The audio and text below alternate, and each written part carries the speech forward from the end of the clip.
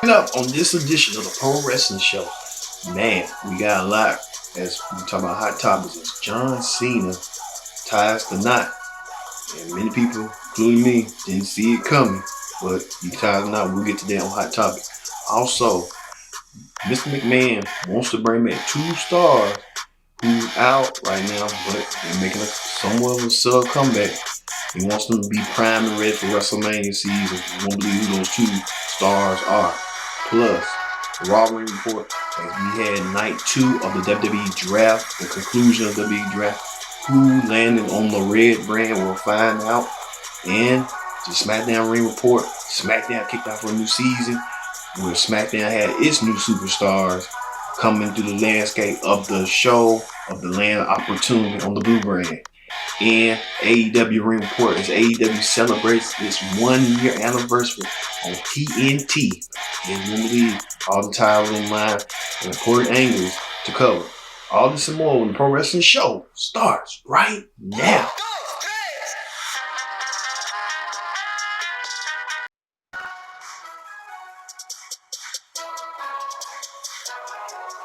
Welcome to the Pro Wrestling Show. I'm your host as always, Kenny Dix here.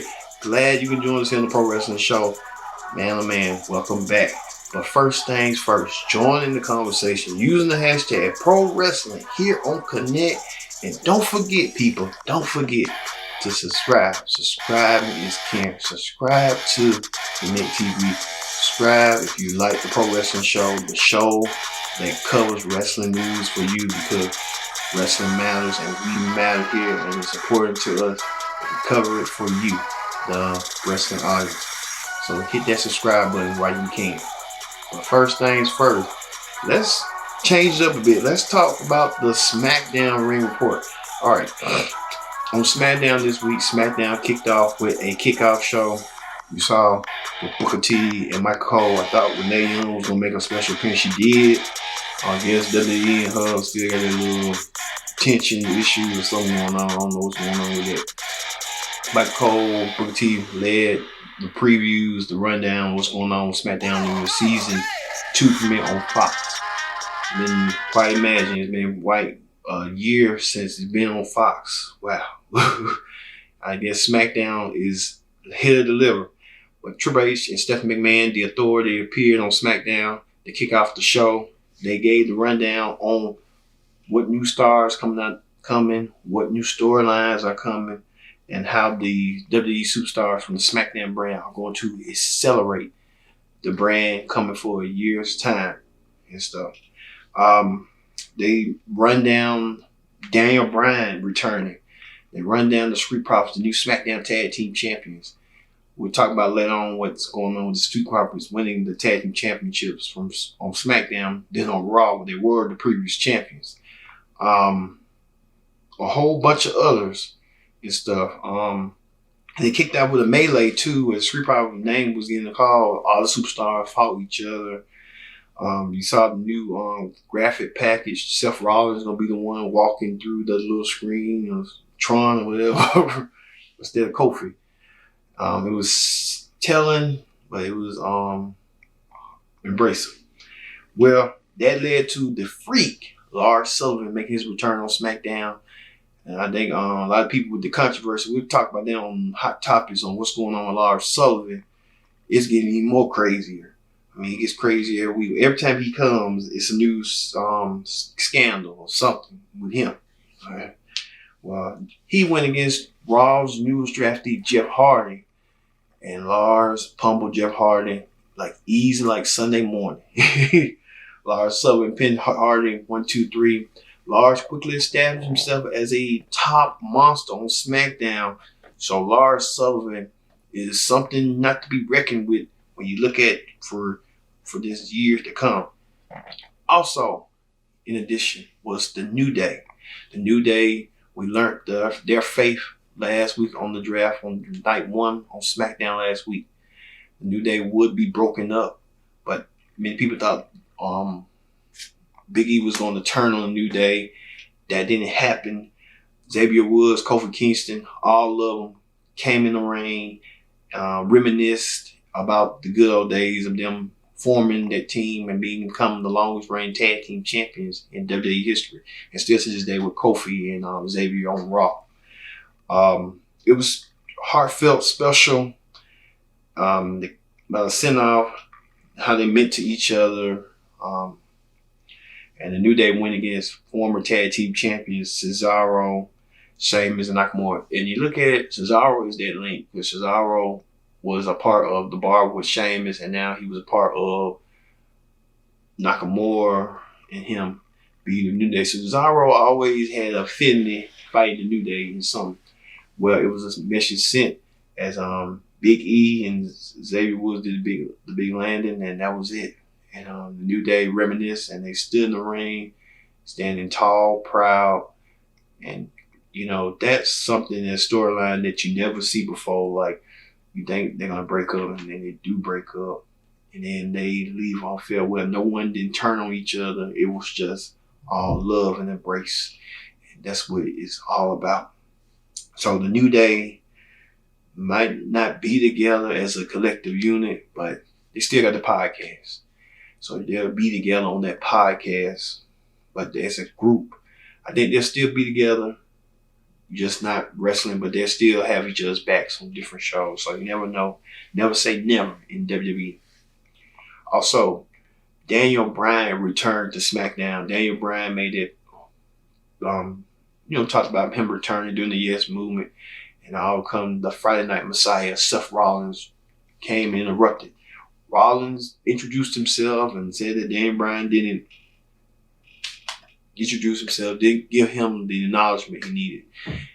Well, Seth was looking for another member, and Daniel Bryan was not finna join no Seth group. So Daniel Bryan and Seth Rollins went to blows, attacking each other. Daniel Bryan with that clothesline, that infamous clothesline, that flying clothesline. All of a sudden, you think Seth Rollins would run him and get away, but lo and behold, Rey Mysterio and Dominic ain't forgot about that since they're on the same show, since they had their issues on Raw. They bring it to SmackDown, and then all of a sudden, you think Murphy comes out there trying to help aid Seth. Murphy wanted a piece of Seth, so Seth not making no friends, not too soon as he thinks he is. And you got Daniel Bryan, you got the Mysterios, and then you got Murphy all coming at you. Ugh. Self, I'm telling you. Okay, what's going on? Also, the new SmackDown Tag Team Champions, the Street Profits, went against Dolph Ziggler and Robert Roode. The Street Profits won the SmackDown Tag Team titles out on Raw when the New Day was drafted to SmackDown, to Raw, when they was SmackDown Tag Champions, and the Street Profits were the Raw Tag Team Champions.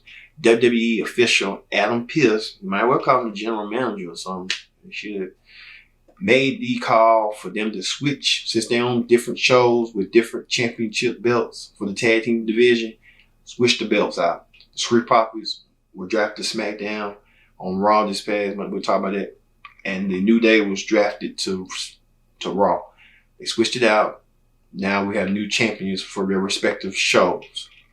So Street Profits in on their first debut on SmackDown as champions, and their first championship defense were against Roode and Ziggler. The match was thrown out because the referee, both teams kept fighting and ignored the count. So this ain't over with by a long shot between these two teams. It's just getting started. Also, SmackDown Women's Champion Bayley and challenger Sasha Banks had their contract signed, where WWE official again, Adam Pearce presided. He might as well be general manager of both shows, the WWE GM.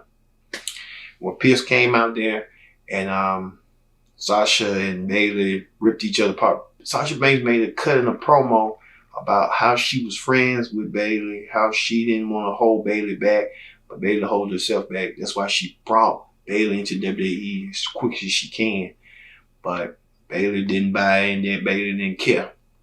I think sometimes in life too, when you try to help people and people don't want to see that you're helping them and they want to hurt you, at the end it hurts them worse than it hurts you. And I think what Sasha was trying to tell Bayley was, I brought you in here and you turned your back on me, and I was trying to help you. And I think that's what Bayley didn't comprehend. So Sasha signed the contract. Bayley didn't. Bayley didn't. Sasha said, I'm going to make you sign the contract whether you like it or not. So we're going to see these two women, come to blows eventually. And they're going to have their Hell in a Cell match. I want to see it. And this is going to be Sasha's third Hell in a Cell match. And it's going to be Bayley's first. So Sasha has the experience, but Bayley can rub in her face and tell her, hey, you never won a Hell in a Cell. You lost. So that'll be a crushing blow. And finally, the main event was the WWE Universal Championship was on the line on Smackdown in his first title defense. Was it his first title defense? No, it was his second title defense. Roman Reigns, the tribal chief, as he liked to be called, not the big dog, but the tribal chief, with his advisor, Paul Heyman, in his corner, went against challenger Braun Strowman, who's a Raw draftee. Now, insiders had put out, a Fox insider saying, we don't want that Universal Championship. He's with the NFL, Fox. I know who he is, Jay Glazer. We don't want that championship to be sent off to Raw for Raw and NBC, Universal USA. Got to keep the title on SmackDown because that's Fox's version of their World Championship. So, what happened? Roman Reigns, Braun dominated in the beginning. Braun with those dominator punches, those dominator blows, but Roman was able to counter it, and Roman speared him and then used a submission. We never seen Roman Reigns use a submission on Braun Strowman, and Braun tapped out. So this sends Braun back into Raw, where he will eventually go off and face Keith Lee. We'll talk about that. So Roman kept on teasing and taunting his cousin to come out there, Jay to come out there. He kept taunting and said, I'm trying to help you, man. I'm trying to put food on the table. I need to be on top. And Jay wasn't buying that first. And Jay said, screw it. Roman hit the chair on Braun, laid him out, sent him packing. Roman was trying to convince Jay that, hey, I'm doing this for you. Jay didn't buy it. But Roman turned his back and Jay couldn't do it. He couldn't hit Roman in the back. But he hit him in the chair again and landed him down, and that was it. And Roman suckered him in and did a Superman punch. So this match is personal to what is going to be at States, at Hell in a Cell in that I Quit match. So someone's got to lose, someone's got to give, someone's got to win. And who's going to be winning and losing, we have to find out on the predicted outcome next week. And I'll tell you all the who's going to win, who's going to lose. All right. That ends Hot Topics for SmackDown. Let's move over to the Raw Ring Report. And the Raw Ring Report was night 2 of the WWE Draft. Now, the show kicked off with Randy Orton, did a promo on Drew McIntyre. They're supposed to have their epic WWE Hell in a Cell match as well. The two ended up fighting each other, and McIntyre came out the winner of the scuffle. So, knowing Randy Orton, he's going to try to figure out a way to get back even with Drew. So, if I'm Drew, I'm going to have to watch my back from one end to the other. Also, no disqualification match. It's their final matches. Kevin Owens went against Aleister Black. And he pinned Aleister Black by pinfall. Look for this match to continue on SmackDown. So, also, new Raw draftees, The Miz and John Morrison, had Dana Brooke and Mandy Rose as their guests. They talked about the draft. Lana and Natalya interrupted to talk some trash to the two teams and start fighting. Brooke and Rose stand tall. So now Lana and Natalya, they could have just kept them together, but they moved Natalya to SmackDown. Who's Lana going to be leeching off of, but we'll see. Then Lars Sullivan came out and attacked Miz and Morrison. Well, Miz and Morrison ain't to worry about their problem. Lars is on SmackDown. The Miz escaped and watched Morrison get destroyed. Wow. You leave your partner out. I don't get why they do that. You kind of like, you would think there'd be some tension between the two teams, but you know what it is. We talked about the tag team switcheroo. Pierce with the Street Profits and New Day switched to championships. So we talked about that on the SmackDown report. Also, Seth Rollins cut a decent promo and Jeff Hardy interrupted. He was a new draw draftee, and AJ Styles a new Raw draftee. AJ Styles was on Raw, and then he was on SmackDown, and he moved. AJ needs to stick to one brand, not just because Paul Heyman. You don't want to be around Paul Heyman. I get it. Just deal with it. You ain't got to see him all the time. You know, it's like I get people that wants to be around you and be a pimple on your butt. You gotta let them, let them go. Let them go. I get it, but work your differences out, and you gotta be around them much. And I get to what happened with the Good Brothers. That led to a triple threat match between Styles won by pinning Hardy, where Elias came back and struck Hardy from behind. Now they continued that storyline from SmackDown, where Elias was run over, and many people thought Jeff Hardy ran him over because he was drunk and intoxicated. But Jeff Hardy said it wasn't me, it was Sheamus. So I'm quite interested to see what that goes and what Sheamus is going to have into it. Let's see. Also, the newly formed tag team of Dana Brooke and Mandy Rose beat Lana and Natalya by pinfall. But after the match, Natty called Lana stupid and said that partnership ain't working out with her no more, and she's done with her. So I guess that ended the partnership between Natalya and Lana. But little did Natalya know that a lot's been changed under a couple of minutes. Also, Raw's draftees, Adrian Garza and Andrade went against each other. The former tag team partners took their personal rival to the ring, and Zelina Vega was 10 to Andrade after the match ended. Then Bray Wyatt and Alexa Bliss laid out Andrade and Vega with the sister Abigail. They could have kept Zelina Vega on Raw, but they just asked the Black. Oh, I just don't get it. Yeah, they all work for the Thunderdome. Just like she comes on Mondays and he comes. I don't get it. And then you ain't going nowhere.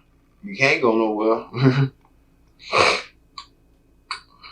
I guess, like I said, they got to keep couples together, but hey, y'all got it. Vince would love to do that. He would love to split couples. Like, they can still be couples, but they got to be working on separate shows. But some people, have issues with that. Knowing Vince, I know him. He want to do it, but he don't want to shoot the gun. But it's going to eventually happen. Watch what I tell you. It's going to happen. Then they're doing with Naomi and Jimmy. So watch that. He testing the waters out with that. I'm telling you. Also, the new Raw Tag Team Champions, The New Day, defeated Dolph Ziggler and Robert Roode to retain the Raw Tag Team titles. So Ziggler and Roode told you they had so many opportunities for going for the tag team gold. They couldn't win the Raw Tag Team titles to bring them to SmackDown, and now they can do it on SmackDown. I don't know what WWE doing with the tag team division. They got to work on the tag team division. They had the Revival. They couldn't do right with the Revival. So, whatever happens, happens. Also, Ricochet went against the Hurt Business, and Ricochet proposed a match saying if he lost, he would join the Hurt Business. But if he won against the Hurt Business, they couldn't mess with him no more. That was it. They need to move on. Well, by disqualification, he pretended to throw Alexander hit him.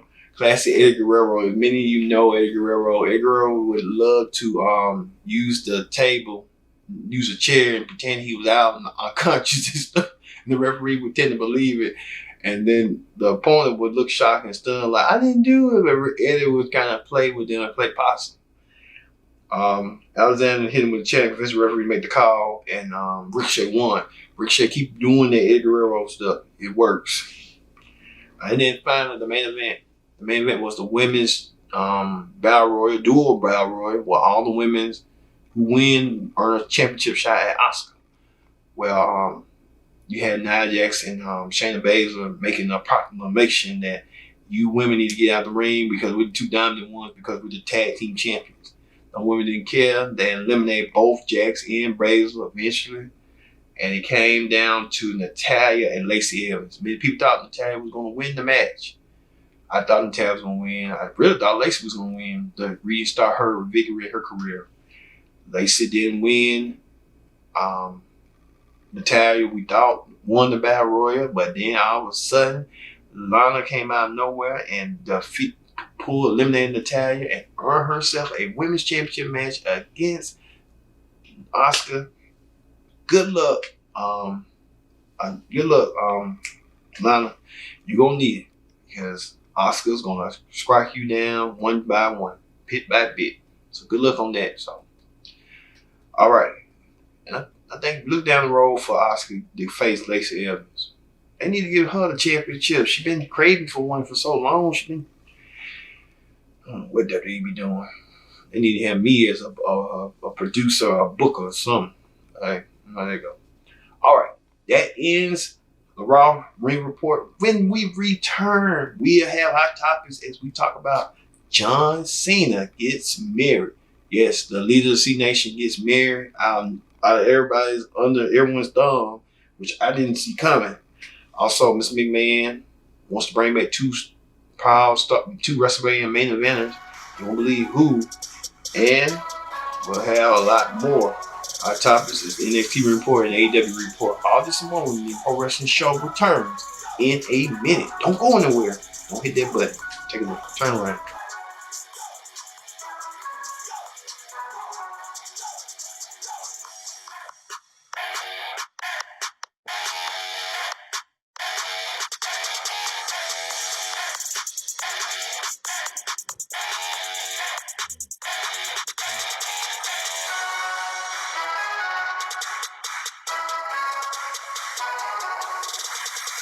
Welcome back to the Pro Wrestling Show. I'm your host as always, Ken Dix here. Glad you can join us here on the Pro Wrestling Show. First thing first, join in the conversation using the hashtag Pro Wrestling here on Connect. And don't forget to subscribe. Subscribe is caring. Tell a friend, call a friend, subscribe. All right, let's get to hot topics. All right, hot topics this week. Man, you won't believe the news that came out this week. This week was that the former WWE champion and once the face of WWE, John Cena, now who's in Hollywood, has secretly got married to his girlfriend over a year and a half. Cena has tied the knot with the girl. We know a little bit about her, but John Cena breaking the mold and marrying his girlfriend, now his wife. Now they said Nikki Bella made a reaction to it and stuff. Let's see what the entertainment media had to say. Take a look. All right, you saw it down on Entertainment Tonight. John Cena gets married. It was first reported by TMZ. Cena and his girlfriend, now wife, are now married. Now, there's been a lot of reports and rumors that Mr. McMahon wanted to bring Cena in to have a WrestleMania match between him and The Undertaker if plans fold with The Rock and Roman Reigns. So, you can see that probably down the line, the possibility. So they said Nikki Bella made comments that she's happy for John, but she hopes the girl don't break his heart. What in the world? You still got feelings for the man? Like, I get that you're exes, but move on. You got a baby. You won the baby. You with Autumn. You had more chemistry with Autumn than John Cena. John Cena, when you and him was together, John Cena acted like he was a control freak. So, wish him congratulations and keep it moving. Keep it moving. You know, some people just say, she'll rack attack her. Nah, you need to worry about your newfound family. Don't worry about what he got going on. You and him were item. You're no longer no more. Y'all are history. Y'all got history together, but he moved on. You need to move on and find. And then she revealed on her podcast, like she didn't have no love and sight for Ivy. Clearly you did, because you wouldn't be partnered up with him if you didn't. So I think these Bell, I can see through the Bell twins. They just want attention, and see, you know how I feel about the Bell twins. They like the Kardashians in a way. They get them the side. There you go. All right. Also, Andrade was not drafted to any show, so he gets surgery. He's gonna take a break and get electric surgery. So what's going on with Andrade, we don't know. And also Mickie James too. She was not drafted. It's just like they showed these collections. They put Mickie James through the pasture. Out you go. Also, Paul Heyman announced that Brock Lesnar is happy and fine. He's being a farmer. That's one thing about Bartlett. Bartlett knows how to be a farmer and stay a farmer. So it's good. Also, Mr. McMahon wants to bring back 2 WrestleMania main eventers, and he means that Ronda Rousey and Becky Lynch. Now, you know Ronda Rousey taking a sabbatical. We don't know when she'll be back. And when Becky Lynch taking a sabbatical because she is pregnant right now. And Vince want to bring her back while she's... Okay, Vince, you on the most. You know, she want to enjoy that year of motherhood. So, what he's doing. Speaking of that, Ronda Rousey had trained with James Storm, so what they're going to look like going forward is James Storm trying to get a WWE contract. They need to bring him in and dump, no offense to Dolph Ziggler, but James Storm and Robert Roode need to be beer money in WWE. I just don't get it. But WWE files a trademark to keep the Dominic name, so there you go. So the biggest news was John Cena getting married. So that ends Hot Topics. All right, let's move over to the NXT Ring Report. On the NXT Ring Report, NXT had set the stage for what was going to happen for them. The number 1 contender match for the tag team titles, where the Undisputed Era went against the Britt and Ballers and won by pinfall. Roger Strong and got that other man named Bobby Fish went against that Only Lorcan and Danny Burch. On Lurking, I guess he had to get punished some way, somehow. Also, a video package. The Ember Moon talked about her road to recovery. Ember Moon back into the NXT spotlight after being part of the main roster. It wasn't getting over as thought she was. So this might be a shape up for her. Also, Jake Atlas defeated Ashanti the Adonis by pinfall. Following the match, Ila Dasma attacked both Alice and Adonis, but Isaiah Swerve SWAT came to help them run them off with some cheers. So expect a 6-man tag team match between these 6 gentlemen soon. Also, a number 1 contenders match for the Women's Championship. Candice LeRae defeated Shotzi Blackheart to earn a shot against Io Shirai at Halloween Havoc.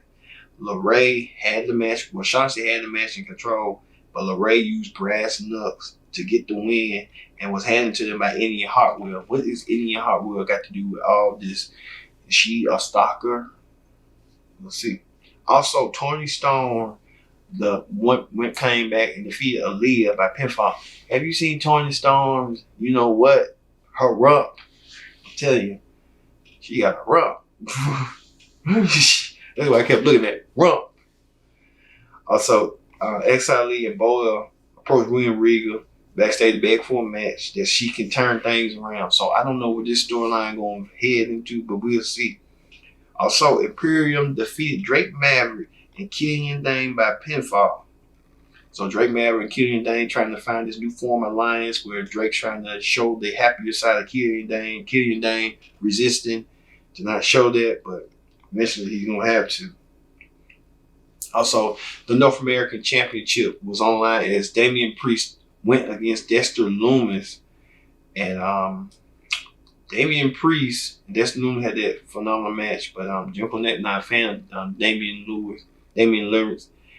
And at the end, Cameron Grimes came involved and stumped Lewis in almost outside the ring ropes and gave Damian Priest the chokeslam victory. Damian Priest also sent a message to Cameron Grimes to stay out of his business.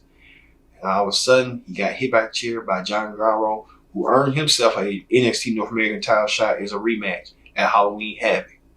Well, General Manager William Regal informed the Gargaros that the host, Shotzi Blackheart, made the announcement that every match at Halloween Havoc will have a gimmick match. Halloween Havoc, known as a WCW pay-per-view, that spin the wheel, make the deal. Well, spin the wheel, make the deal. And you can tell Shotzi's going to use that wheel.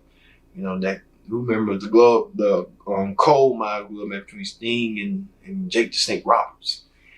So, you know how that go. So we'll see on that. All right, that ends the NXT report. Let's move on to the AEW report. AEW celebrated its 1-year anniversary on TNT. AEW kicked off with a World Tag Team Championship match as the FTR went against the Best Friends. This match was quick, steady, and it was paceful. But at the end, FTW's cheating methods with along with their manager, Tony Blanchard, to get the win. So look for that. But then out the outside, Miro, known as Rusev, and Kip Sabian came out there and attacked the best friends and left them out of lane. Well, and Miro told them, that Miro dominated two jobbers, Lee Johnson and Sean Muller, and then Miro was upset that the best friends broke his So, you know how that go. Also, MJF said that he had a groundbreaking announcement. MJF proclaimed and invited the Inner Circle in with Chris Jericho. And Jericho wanted to know, do he want to join the Inner Circle? Jericho told him he'll give him a timetable. Some of the Inner Circle members didn't want him in the group, and saying it was snarky at each other, but it was funny snarky. Like they kind of want to embrace each other, but they just know how to. They both kind of think the same, but they kind of got different, similar personalities. Jericho and MJF. MJF can get that rub from Jericho being a legend, and Jericho can stay young with MJF. So it was kind of snarky at times. It's like they kind of want to read each other, but they didn't know how to read each other. So Jericho invited MJF to dinner at his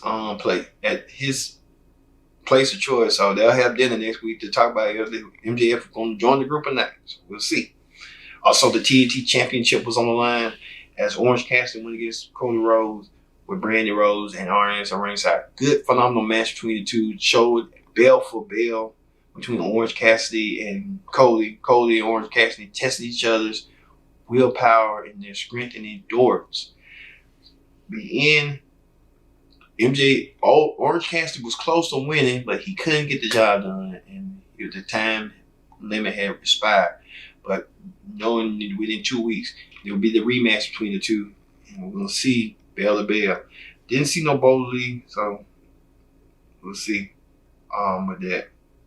Also, Darrell was at ringside, so he wanted to see who he's going to face at the Full Gear pay-per-view. We'll see.